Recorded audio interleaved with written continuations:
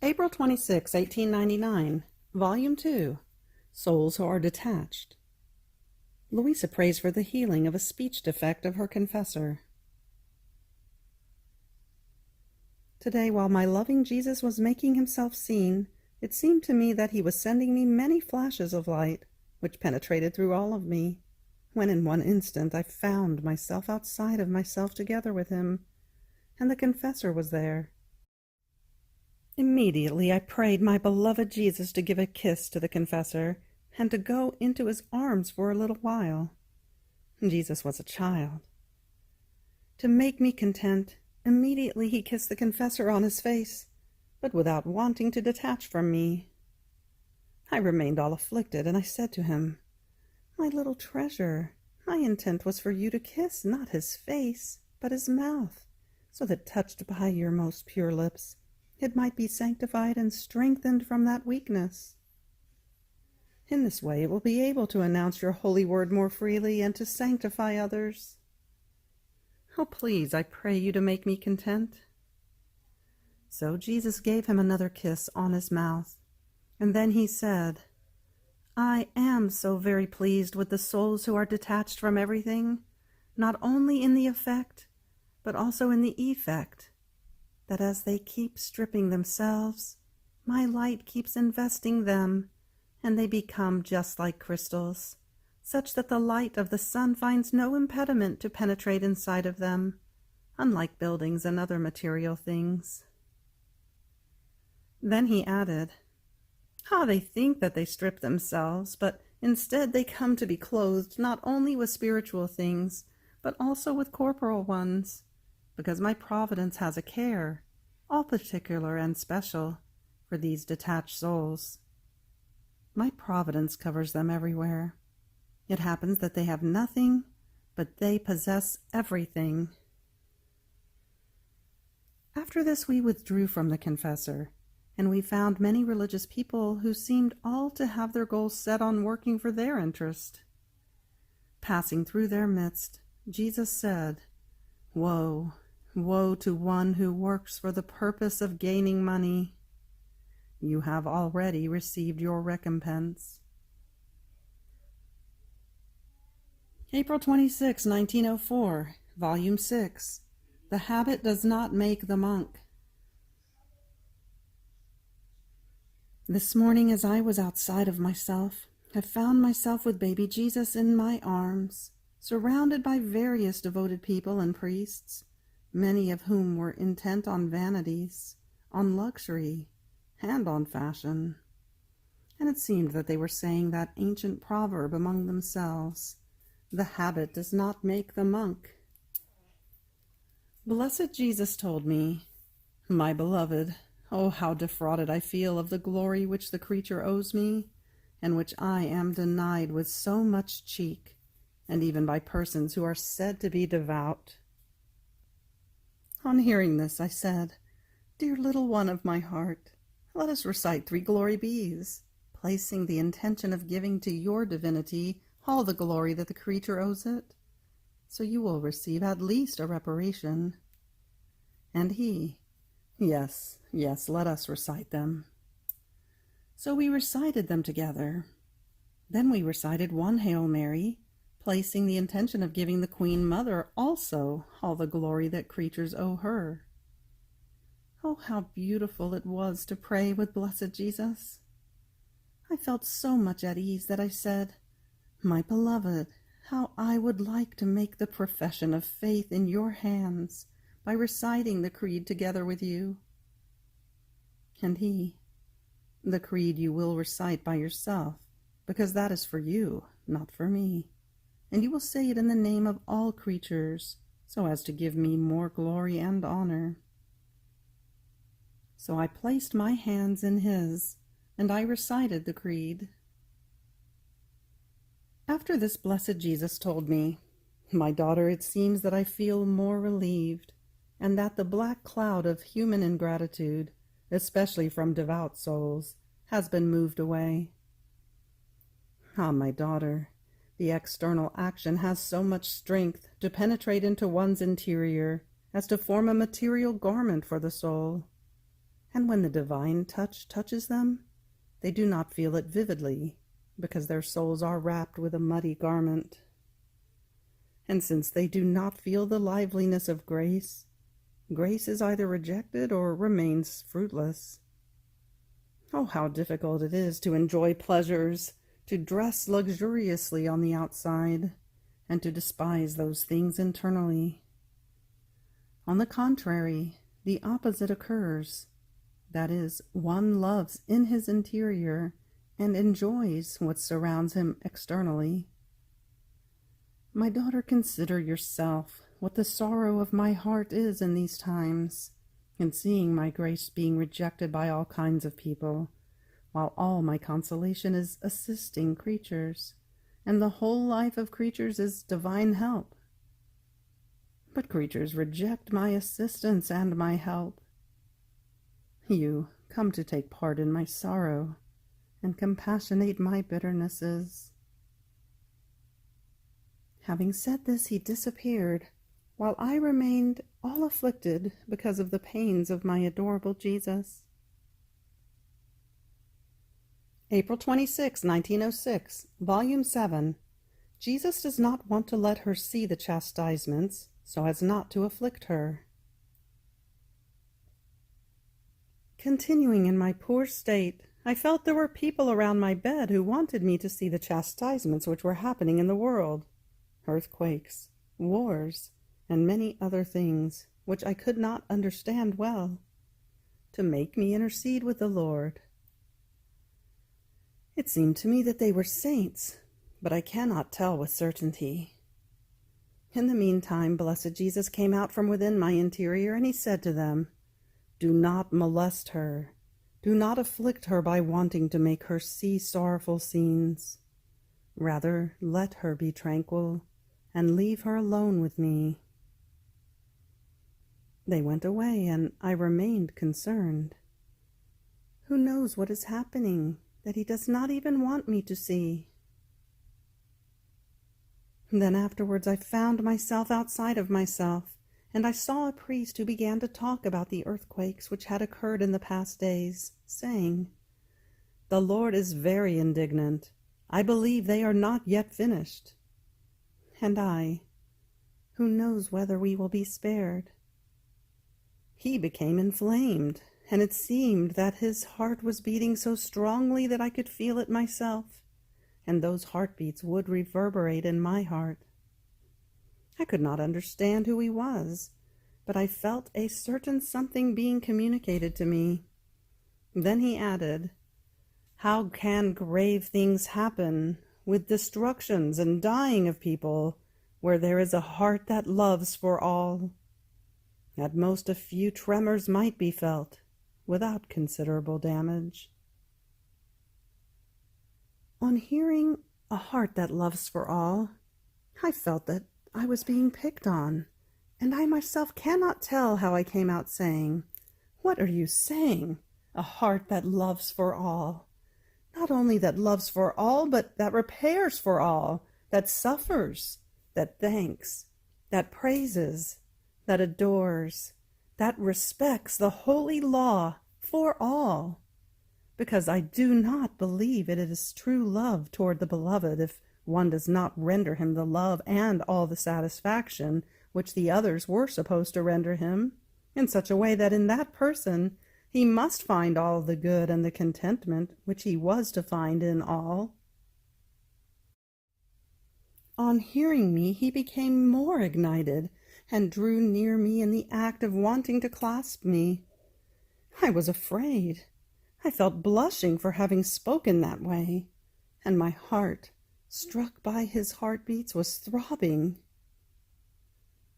He seemed to transform, as if he were our Lord, but I cannot tell with certainty. Without my being able to oppose him, he clasped me to himself, telling me, "Every morning I will come to you, and we will have breakfast together." At that moment I found myself inside myself. April 26, 1921, Volume 12. The War Which the Divine Will wage on the Creatures. I continued in my painful state. My sweet Jesus came for just a little, and drawing me strongly to himself, told me, "My daughter, I repeat it to you, do not look at the earth. Let them do what they want. They want to make war, so be it. When they get tired, I too will make my war. Their tiredness and evil, their disenchantments, the disillusions, the losses suffered, will dispose them to receive my war. My war will be war of love. My will descend from heaven into their midst. All of your acts and those of others done in my volition will wage war on the creatures, but not a war of blood. They will wage war with weapons of love, giving them gifts, graces, and peace. They will give such surprising things as to astonish the ungrateful man. This will of mine, militia of heaven, will confuse man with divine weapons.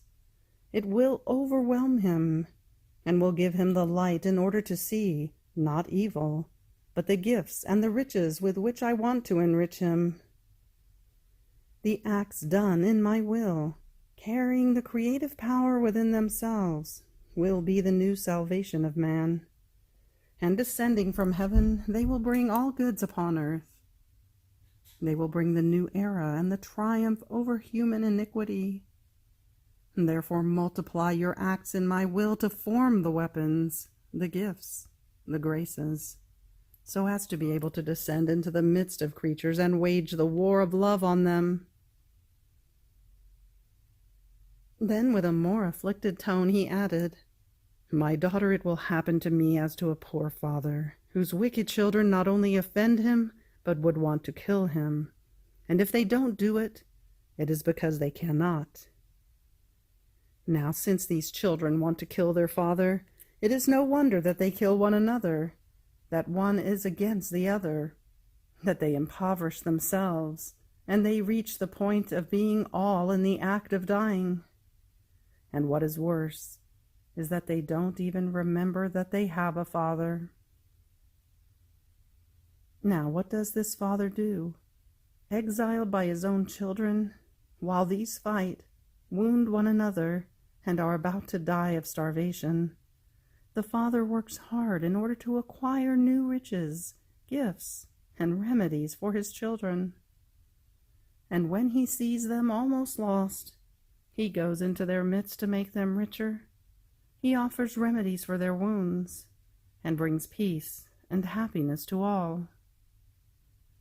Now conquered by so much love, these children will bind themselves to their father with a lasting peace, and will love him. The same will happen to me. Therefore I want you in my will as faithful daughter of my volition, and I want you at work together with me to acquire the new riches to be given to the creatures. Be faithful to me, and occupy yourself with nothing else. April 26, 1925, Volume 17. Doubts of the Soul about the Writings. Jesus gives her peace. I was thinking to myself about certain things regarding the will of God, which good Jesus had told me, and which have been published, and therefore go around in the hands of those who want to read them. I felt so ashamed within me that this caused me an indescribable pain, and I said, "My beloved good, how could you allow this? Our secrets, which I wrote out of obedience, and only for love of you, are now before the eyes of others. And if they continue to publish more things, I will die of shame and of pain. And after all this, as recompense for my hard sacrifice, you have left me so painfully. Ah, had you been with me, you would have had pity on my pain, and you would have given me the strength to bear so much shame and pain." But while I was saying this, My sweet Jesus came out from within my interior, and placing one hand on my forehead and the other on my mouth, as though wanting to stop the many afflicting thoughts that came to me, told me, "Be quiet, be quiet. Do not want to continue any further. These are not your things, but mine. It is my will that wants to follow its course, to make itself known. And my will is more than sun. It takes too much to hide the light of the sun. Even more, it is completely impossible. And if they stop it from one side, it surpasses the obstacle which they placed in front of it, and escaping from the other sides, it follows its way with majesty, leaving those who wanted to prevent its course confused, because they have seen it escape from all sides without being able to catch it. A lamp can be hidden, but the sun, never. Such is my will, more than sun, and if you want to hide it, it will be impossible for you. Therefore be quiet, my daughter, and let the eternal sun of my will follow its course, both through the writings and through publications, through your words and through your manners. Let it surpass every obstacle, escape all impediments, and as refulgent light, cover the whole world. I long for it. I want it. But then, how much of the truths of my will was really put out? One could say it was just the atoms of its light. And although just atoms, if you knew the good they do, what will happen when, after all the truths which I revealed about my will be gathered, the fecundity of its light, the goods it contains, the infinite extension of the merits it multiplies, and all the rest? Everything will be reunited as a whole, and will form not just the atoms or a rising sun, but its full day. What will happen? What good will this eternal sun not produce in the midst of creatures? And you and I will be, oh, how happy in seeing my will known, loved, and done. Therefore let me do. Furthermore, no, it is not true that I have left you. How is it? Don't you feel me within yourself? Don't you hear the echo of my prayer in your interior, as I embrace everything and every one, in such a way that no one can escape me, since all things and all generations are like one single point for me? And so I pray, I love, I adore my Father, I repair for all. And you, echoing my prayer, feel as if you were holding everyone and everything in your power, and you repeat what I do. Is it perhaps you, or your capacity to do this? Ah, no, no, it is I who am within you. It is my will that makes you take everyone and everything in your power, and that follows its course within your soul. And then, do you want anything apart from my will? What do you fear? That I may leave you?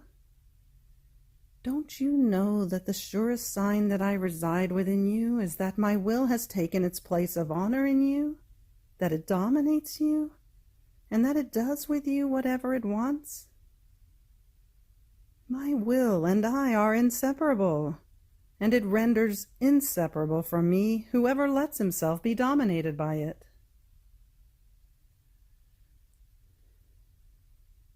April 26, 1928, Volume 24.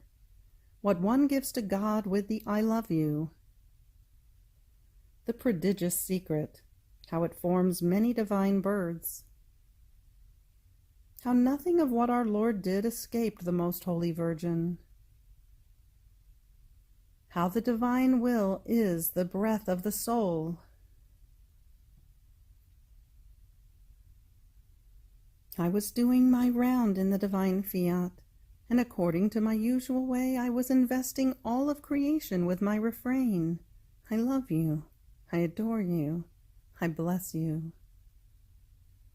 And while I was doing this, I thought to myself, what do I give to my God with this long story of I love yous?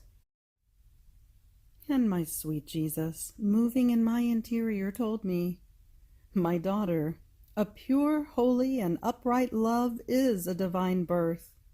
It comes out of God and has the virtue of rising and entering into God, to multiply these births from Him, and to bring God Himself to each creature who yearns to love Him. Therefore, when the soul is invested by this love and receives this birth, she can form many other births for as many times as she says her I love you, in such a way that her I love you flies before God, and the Supreme Being looks inside the I love you that the creature sends to him, and in that little I love you, he finds all of himself, and feels he is being given all of himself by her. That little I love you contains a prodigious secret. In its littleness, it encloses the infinite, the immense, the power, so much so that it can say, I give God to God. And in that little I love you of the creature, the infinite being feels all of his divine qualities being touched, because since it is a birth from him, he finds all of himself in it. This is what you give me with your many I love yous. You give me myself as many times. There is nothing more beautiful, greater, and more pleasing to me that you could give me than to give me all of myself. My fiat that forms in you the life of your I love you for me delights in forming many births from us, and so it keeps the pace of the I love you in you, yearning to always mint the divine coin of your I love you for each created thing. And then it looks to see whether all the things created by us are pearled with the prodigious secret of your I love you. My daughter, we do not look at whether what the creature does is great or small. We look rather at whether there is the prodigy of our secret, and her littlest acts, thoughts, and sighs are invested by the power of our will. All is in this, and it is all for us. After this, I was continuing my round in the Fiat to accompany all that Jesus had done in redemption, and I thought to myself, how I wish I had done what the sovereign Mamma did when she was with Jesus. Certainly she followed all of his acts and let nothing escape her. But as I was thinking of this and other things, my always lovable Jesus added, my daughter, indeed nothing escaped my Mamma, because everything I did and suffered resounded like deep echo in the depth of her soul. And she was so attentive in waiting for the echo of my acts, that the echo, together with everything I did and suffered, would remain imprinted in her. And the sovereign queen emitted her echo within mine, and made it resound in the depth of my interior, in such a way that torrents would run between me and her, seas of light and of love that we unloaded into each other, and I made the deposit of all my acts in her maternal heart. I would not have been content had I not had her always with me, had I not felt her continuous echo, that, resounding in mine, drew from me even my heartbeats and breaths to deposit them in her.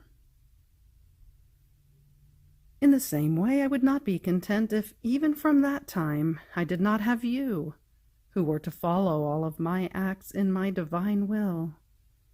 In fact, even from that time, I made the deposit of them in you, moving the echo of my Queen Mamma into the depth of your soul.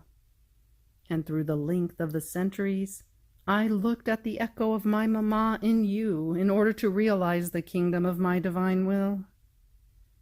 This is why you feel as though drawn to follow my acts, It is her maternal echo that resounds in you, and I take the occasion to make the deposit of it in the depth of your interior, to give you the grace of making my eternal fiat reign in you. Then I felt my poor mind as though immersed in the sea of the divine fiat.